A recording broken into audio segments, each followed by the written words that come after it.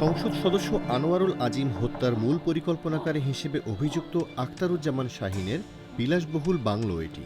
ঝিনাইদহের কালীগঞ্জ থেকে কোটচাঁদপুর যেতে মহাসড়কের ডান পাশে পড়ে এলাঙ্গি গ্রাম। এলাঙ্গি থেকে চাঁদপাড়া যেতে রাস্তার পাশে খয়েরি রঙের বিশাল লোহার গেট। ভেতরে ঢুকতেই পাশে পড়ে আমবাগান। ভেতরের পাকা রাস্তা দিয়ে প্রায় ৩০০ গজ এগোলেই দোতলা বাংলো।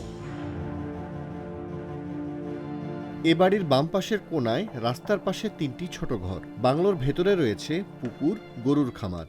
কতটা কি পুরা আদিকারে বড় লোক, খুব বড় লোক। পুরা ঢাকায় বাড়ি, কোটচাঁদপুর বাড়ি, বিভিন্ন জায়গায় বাড়ি। 1.5 বছর মতন হয়েছে এই রিসোর্টটা করেছে।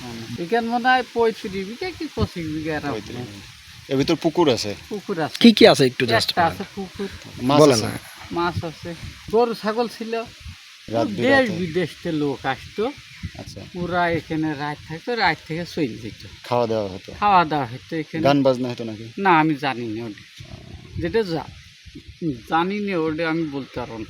কালো গাড়িতে আসতো আর কালো গাড়িতে যেত, দেখতেন না আমি আপনারা? দেখতাম না, আমি তা বলতে পারবো না। কি আসছে কি যাচ্ছে বুঝতে পারছি। আমি দেখিনি সেটা।